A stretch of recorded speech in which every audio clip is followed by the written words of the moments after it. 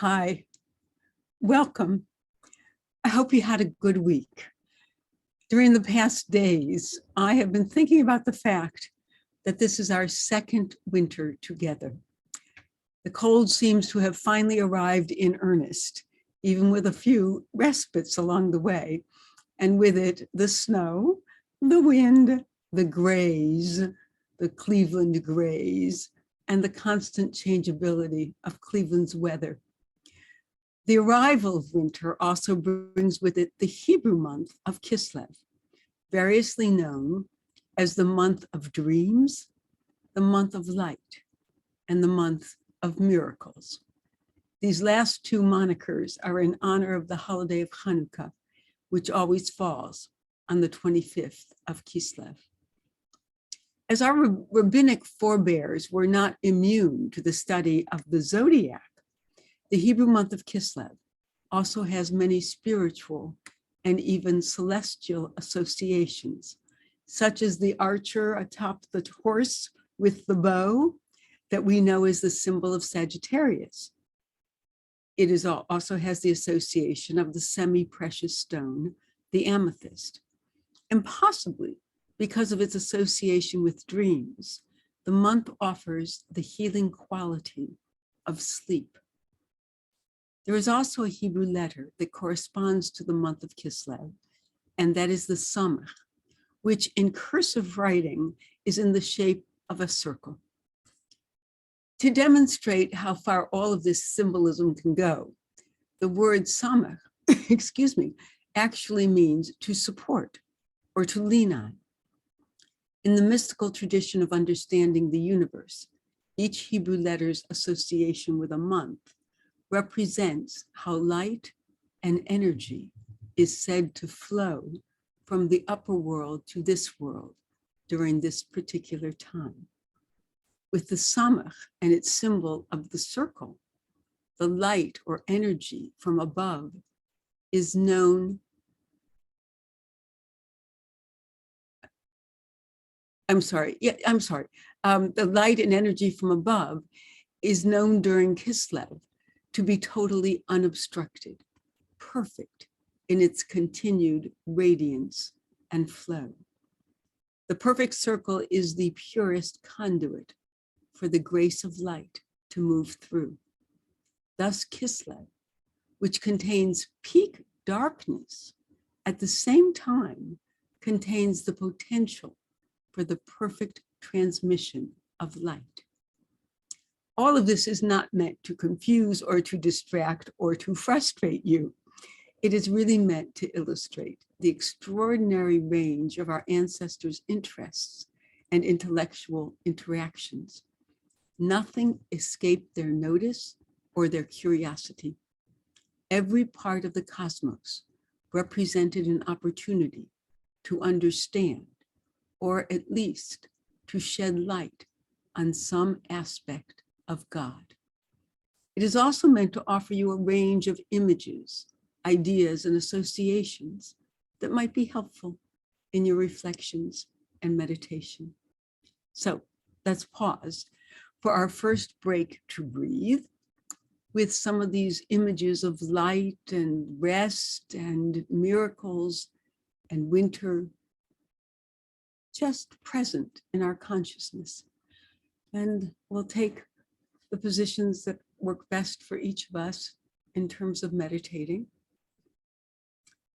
If we're sitting, we should, I don't like that word, but we could place our feet firmly on the ground and adopt a kind of attentive pose, but with a certain ease. And then do an inventory of letting go of the muscles and the holdings and the tensions that we are so good at carrying with us in our bodies. Let us just release our ears and everything between them, our jaws, our necks, a little bit of roll, and listen to the cracks in your necks is always good. Shoulders, arms, elbows, hands, Let us unclench those hands and just lay them openly in our laps, gently. Our bellies, we can let go of them for just these few moments. And our thighs, our knees, our calves, our feet, even though firmly planted, we can wiggle our toes and move them around a bit. And let us close our eyes or allow them to rest softly on something that is not distinct and not taking our attention. And let us take in a deep, good breath, consciously, attentively, focused. And let's fill our bodies, fill them full with the healing power of a deep breath, with the illumination, really, of a deep breath. It's almost as if it's going into every part of us and shining a light of appreciation, of gratitude, of understanding how this body of ours sustains us in every possible way.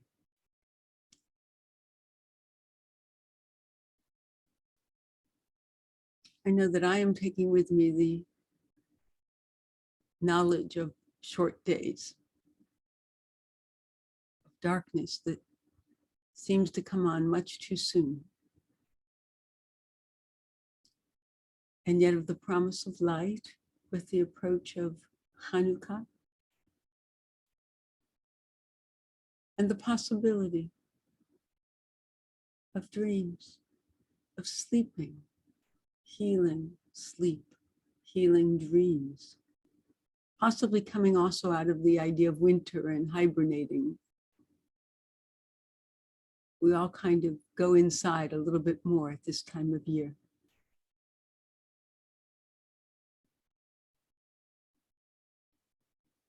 And we might even think at this moment, as we take in that breath, that we take in an appreciation of a vast cosmos that is alive at this moment, and of which we are each an essential part.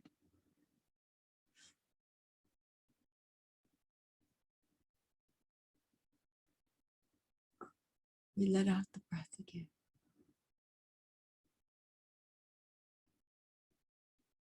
We share with so many living things. It's not exactly the inhale of breath, the necessity for oxygen, for the air around us.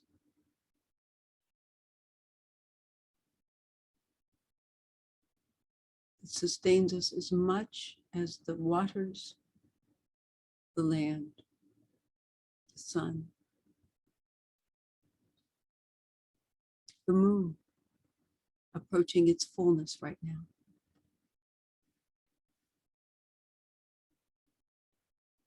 Let's feel that breath. We might feel it as part of a vast, living cosmos.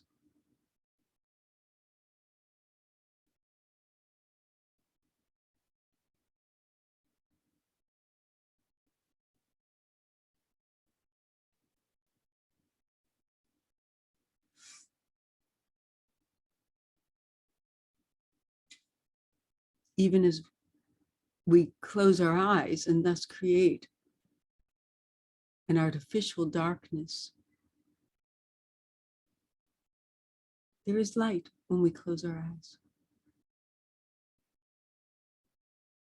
There is always the promise of light.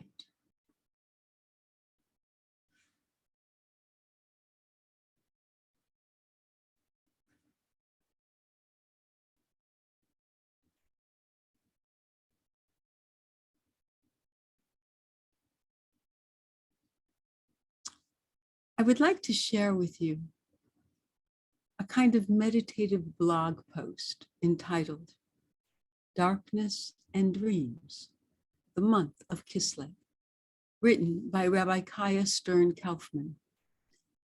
I met Rabbi Kaya, as she refers to herself, as part of a cohort of rabbis and cantors who engaged in spiritual training as part of the Institute for Jewish Spirituality.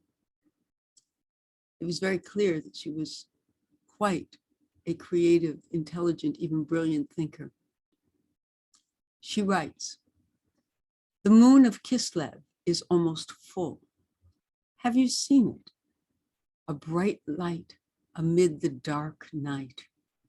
The days are still growing shorter, but there is light amid the darkness. It is in fact the darkness that allows us to see the light more clearly. According to our tradition, this is the time of year most closely connected with dreams and miracles.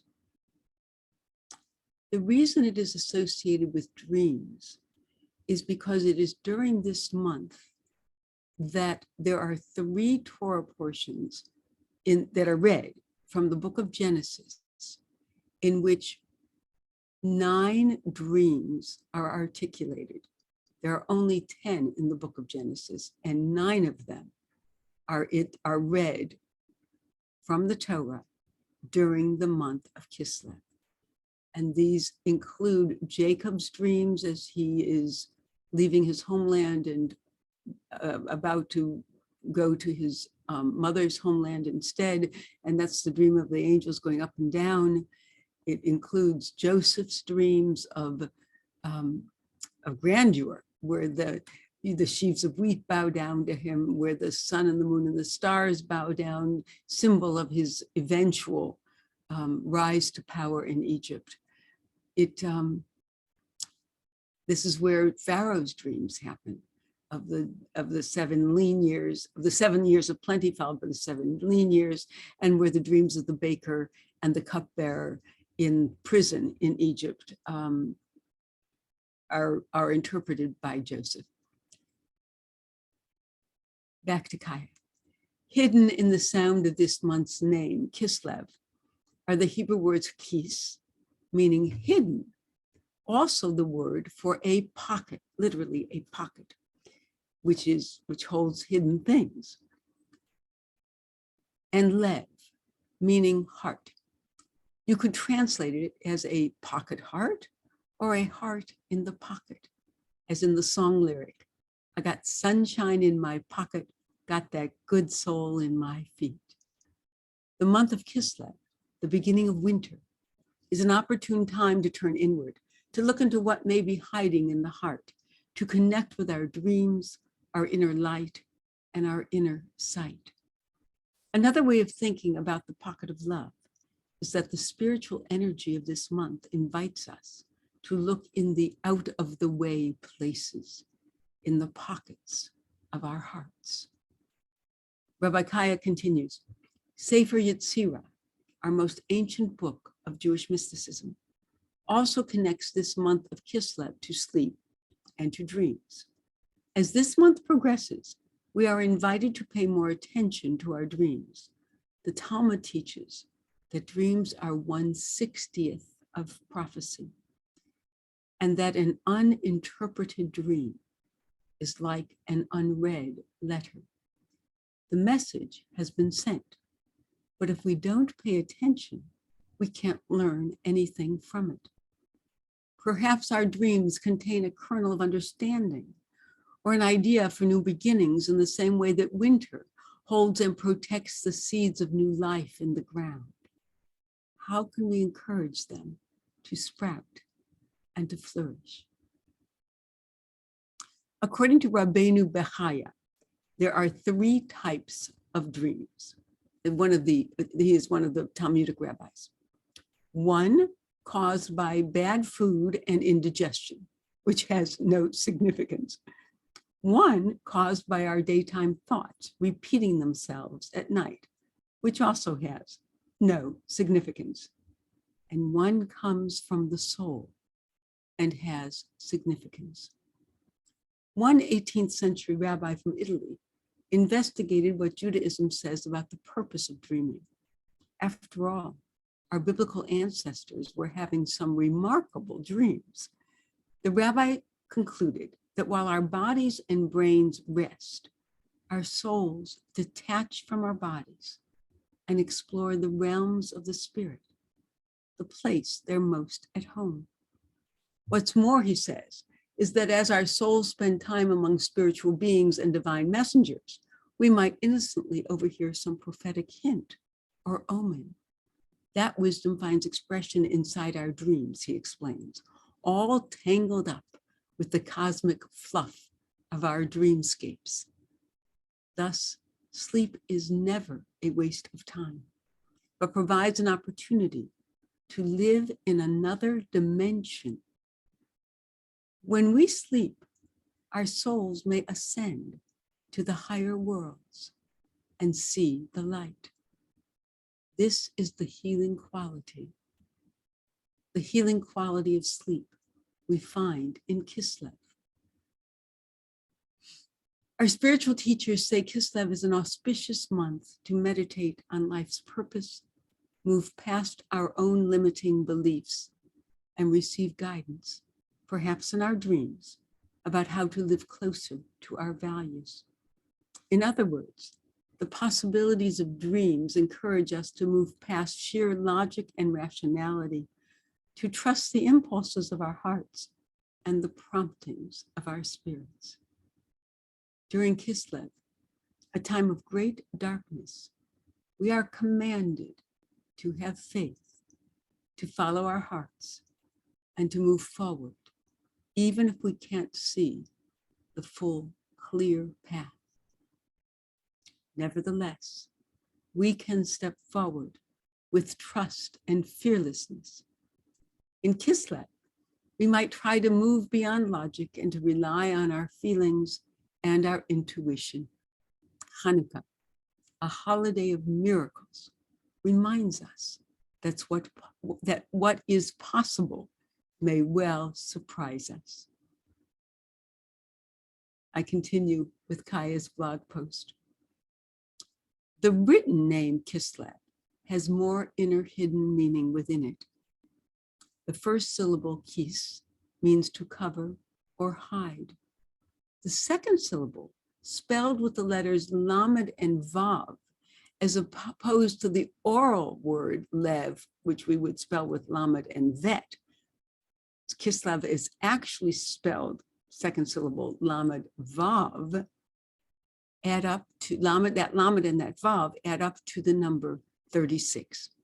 The name Kislev therefore alludes to the hidden 36, known affectionately in Jewish lore as the lamed vavniks, the 36 righteous people by whose merit the world continues to exist. They are hidden from us and even from themselves, for they are too humble to know of their own powerful importance. Yet it is their light that sustains the world. As we move through this dark time, let us consider how we might magnify the light within ourselves. How might we release the power of our hearts and dreams from inside of that pocket?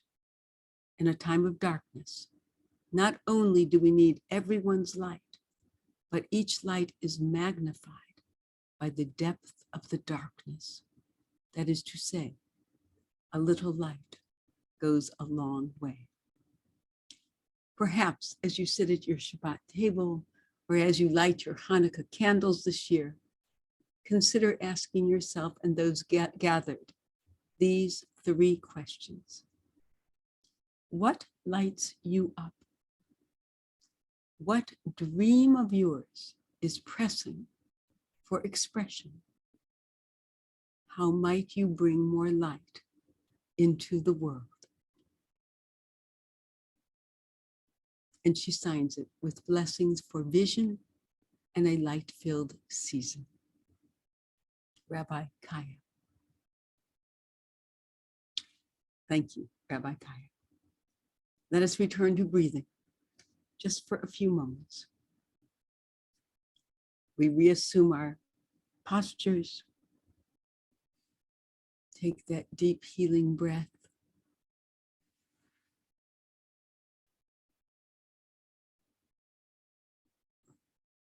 Think about the light that is so precious at this time of year.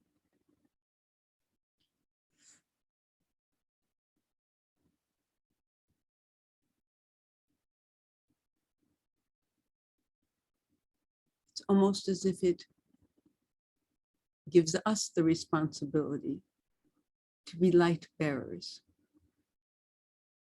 in the darkest hours.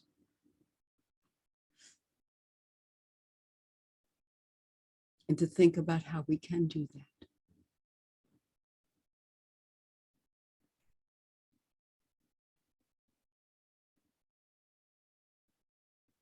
Which leads us to think about what lights us up.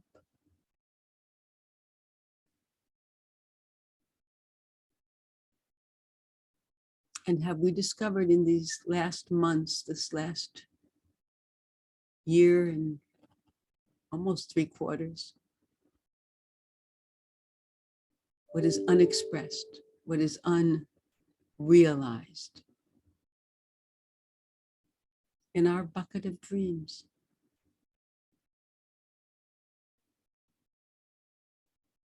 Perhaps there is something that is waiting for expression and is ready for that expression.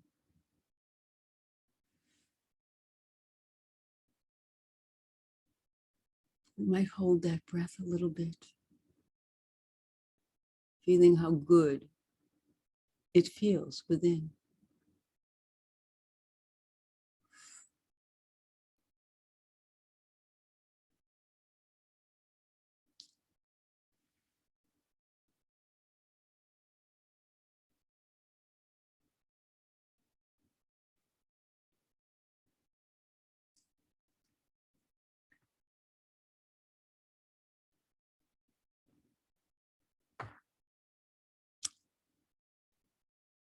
I hope you will continue just to sit and breathe, just to feel the dark, to feel the light, to think about miracles. The miracle of breathing. The miracle of breathing 24/7, thank God. But to formally bring this time to a close and to look forward to the weeks to come, I would share with you this blessing for the month of Kislev by Ilana Joy Straight. May we be nourished by the darkness and by the light. May we be held in our moments of darkness and see the ripples of our light. May all of the Shabbat candles from the past year cheer us on, illuminate our path to rededication, give us just a bit more energy, team up with the stars to brighten our faces and hearts. May we let our dreams be our chevrutas. That's a study partner. So may we let our dreams be our study partners. And may we put the lev back in Kislev. The heart back in Kislev. I wish you a heart-filled week, this week of Kislev, a week of lights, a week of even miracles, please God. And I look forward to seeing you next week. God bless.